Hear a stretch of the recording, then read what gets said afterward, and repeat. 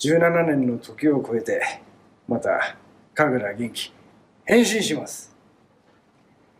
ネオウルトラマンネオスが初の HD リマスター化。ダークマターが宇宙にもたらすものは奇跡か絶望か。パイロット版メイキングなど特典も多数収録。ウルトラマンネオスブルーレイボックス3月7日発売。 Welcome back to Mr. Tiger Films, where I love to talk about tokusatsu. And if you can hear that in the background, it's ocean waves. I'm at the beach. Just kidding, I'm in my room. I got one of those old ambience ocean videos in the background, but whatever. Let's talk about time capsules. Once upon a time, there was an Ultraman that got his rightfully deserved second chance. A chance at the spotlight, and even if it was brief, it still mattered. His name is Neos. He was originally meant to be Japan's proper Ultraman comeback, following international attempts at relaunching the character in the 90s. For example, Ultraman Great in Australia or Powered in the USA. For Neos, a pilot was originally developed in 1995, but plans for the series were shelved in favor of a complete new start, a new reinvention in the form of Ultraman Tiga in 1996. You probably heard about him, huh? You all know the legend of Tiga and his contemporary series that would release like Dyna and Gaia and Argul. Whenever I talk about Gaia, you gotta put Argul in there, man. However, as the 1990s inched closer to that new millennium, the big 2000, it turned out that there was a gap in the Ultra series. Gaia and Argul finished their genre-defining run in 1999, and the next project, Cosmos, would take a while longer to launch, until 2001, where he'd have a first movie and then a whole show.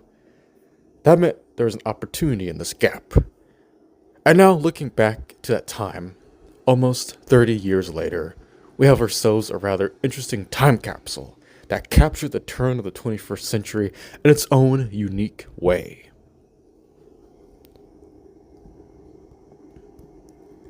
A show that managed to introduce a more classic Showa Ultraman aesthetic to a new millennium, directly creating new heroes based on Man, Nissan, and Ultra 7, incorporating the unique qualities of both into a streamlined dozen-episode run that featured a cameo from none other than Ultraman Zafi.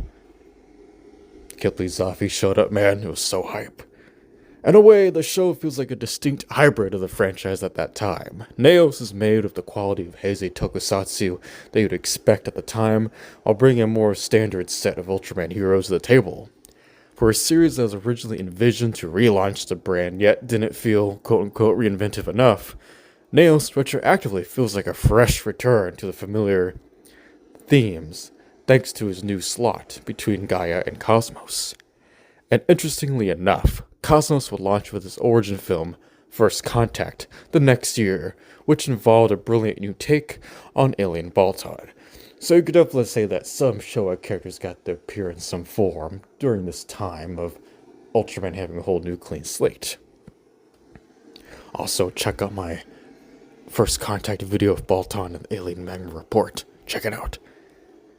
So back to Neos, I felt like the new millennium was going to showcase the new and old stories of the franchise, with the original Ultra 7 appearing in his own TV films as big episodes, that being a timeline where it was just Ultra 7, and likewise the original Ultraman making a great fourth wall cameo in Ultraman Tiga, where he got to meet Eiji Tsuburaya as an actor playing Tsuburaya himself, and a bit of a meta twist.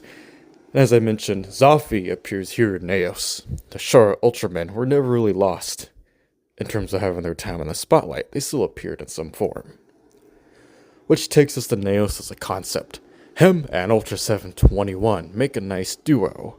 And I like that they just called him Ultra 721 because one of the characters is like, hey, it's a turn of the 21st century. Why not call him 21? So kind of a sweet naming that definitely puts him at a certain time in our history. Thank you, Ultra 721. And while Ultra 721 and Neos don't team up a bunch, whenever they do in this a dozen episode run, it's a real treat. There's quite a few tag team matches for them too, which I quite like. But there was one in particular, that being the storyline about Alien Zamu returning with a robot called Zamu Revenger, and it felt like the best of both worlds, as we got to see Neos fight the robot, while 21 fights the actual alien in human size and gets to interact with the core cast. It feels somewhat like a spiritual reimagining of the original King Joe and Alien Padan story from Ultra 7, while also being a reimagining of Alien Balton's second appearance in the original Ultraman, that fight that took them from space to the airport. Wherever this show puts its own spin on what we expect from Ultraman and Ultra 7, while making it fit on this universe's Earth and the whole dark matter plot in the background, I think it's a home run. It's simple, to the point, and keeps the spirit of AG Superai's first two Ultras while giving them a sincere, very late 90s cozy feel with its music. Ultra 721 even gets his own theme song if you count the ending song of the show.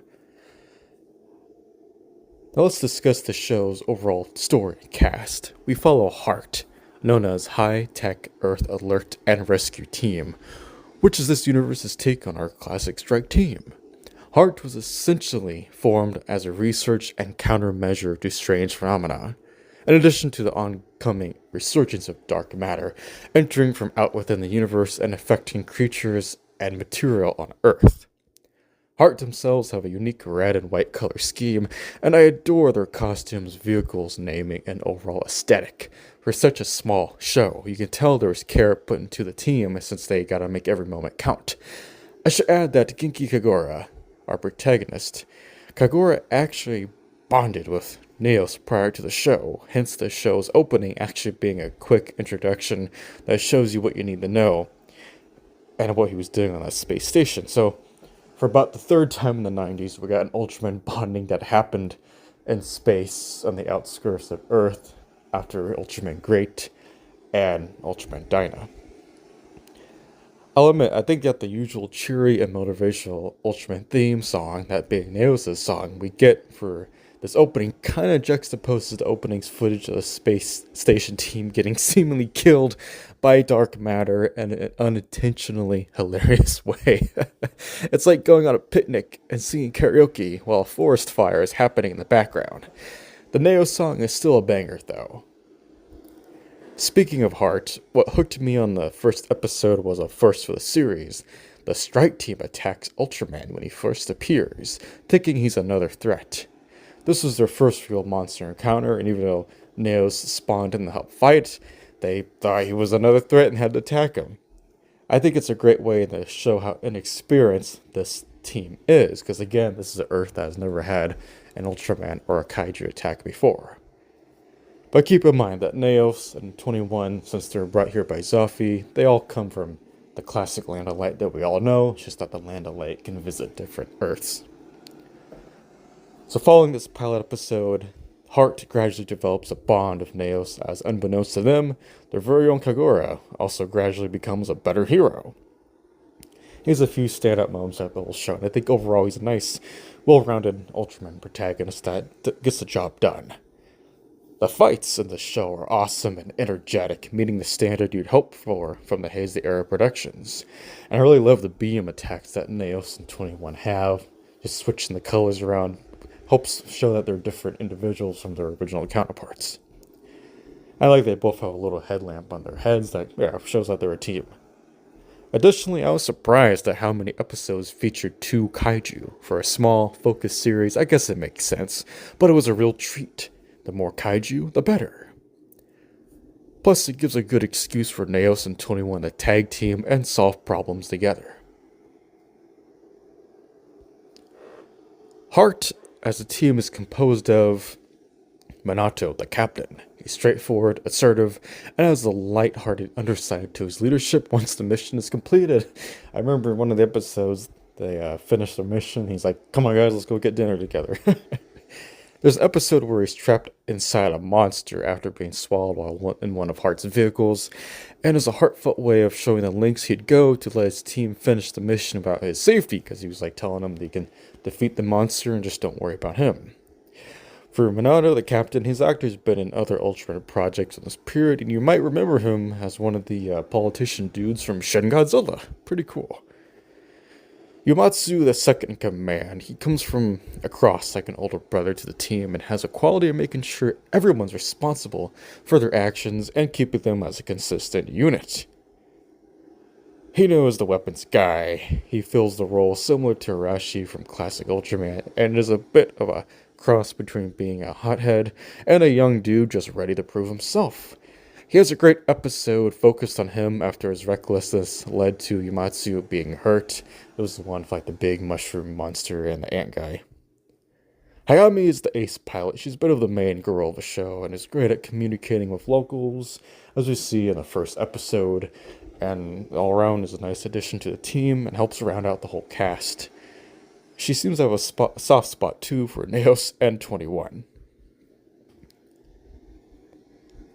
Ayumi is the communications expert. Most strike teams in the series need someone at HQ for communications, and she fills that role while also being a bit of a liaison between the captain and other personnel of Earth's Wire Defense Force. Then we get Fujiwara, the cabinet overseer. She's also more of a liaison between the team and the rest of humanity's defense. As she functions as being that lead. They have an information bureau that she's a part of and helps with Heart's overall operations. She kind of fills the role of the top brass architect we see in many Ultraman shows ever since the Showa era, but she's really friendly compared to all the ones we've had in the past. During the Alien Zamu 2 episode I mentioned earlier, we get to learn more about her upbringing and status. It kind of has that vibe like it was a rich girl kind of forced to have a career that's really prominent. But we get to see that in addition to herself, she had a longtime competitor growing up that she'd compete with that got wrapped up in the Alien Zamu's plot. So it's a nice that pretty much everybody in the show at least gets some part of an episode that highlights them and we get to learn more about them. All in all, Heart ended up being one of my favorite defense teams in the series. And I mean it. There's something endearing about how friendly their aesthetic is, their fun inventory naming, and I honestly feel like they've captured the inherent vibe of the original SSSP successfully. Now, there's other strike teams that I prefer for what they set out to do, and the new impressive directions that they took, but if I could pick one team that matched the basic vibe of the SSSP, I'd say that Heart is a serious contender. Ultraman Neos as a series was envisioned by series runner Junki Takagami and director Shinichi Kamizawa. They've worked on other Ultra projects before, which is why I think Neos works, because these creators could exercise other ideas they had in this more low-key, low-stakes format. The time spent in Neos' world may be short, however I genuinely felt that each episode was distinct and worthwhile to watch. His world is full of side characters that do make it feel alive, and the monsters that inhabit it have a plethora of designs that stand out amongst each other. Two of my personal favorites are, I might mispronounce this, it's a big fish dinosaur guy, Lafracion, and then the robot Zalmer Revenger. This robot dude, the Revenger, has such a crisp design that feels emblematic of the time he came from. And comes from Neos' pilot all the way back in 1995, I believe. The Zam Revenger also appeared recently in episode 18 of 2025's Ultraman Omega as a small version of the robot's vehicle mode. It's like on a table off on the side of the camera shot. Then with the big fish guy Lafracion, it scratches that itch for a cool sea dinosaur monster. It reminds me of Titanosaurus from the Godzilla series, especially with the monster having a connection to the human in its story. Whenever Titanosaurus finally returns, I wouldn't mind an update similar to Lafracion's build. One thing I especially like about this Lafracion fella is its color scheme and powers. To summarize, I greatly enjoyed Neos. The other show I recently finished in terms of older shows I'm checking out was Ultra 7X, and that show was also 12 episodes, so it seems like wherever I go, Ultra 7 just follows. It's very pleasant to have Ultra shows that are shorter in length in comparison to the main shows. The more Ultraman I discover, the more I appreciate smaller shows like Regulus and Orb Origin. They also make for a splendid way to get new people into the franchise. And as for the Avengers of Neos and Ultra 721, I now understand the hype of seeing them in the Absolute Conspiracy a couple of years back. Seeing them appear in that show, I get it, I now understand why. These two Ultras have their fans for a reason, and feel like a fantastically gratuitous reward for the second generation of Ultraman shows that being a sweet return to smaller scale stories that highlight late 90s, 2000s life without the high-tech frontiers of the Tiga Dana Gaia and Agul trilogy. If you like Ultraman and have been looking for a hidden gem, then don't give up. Open that door of courage and venture into a world where anything can happen. That hidden world being the one that Neos and 27 once helped defend. I've been Mr. Tiger Drop Films. If you like tokusatsu, let me know in the comments below if you enjoyed this show. Until next time, check out my whole playlist of Ultraman video essays and web series alike. Until then, keep watching, and let's celebrate Ultraman's 60th anniversary. Shuwatch!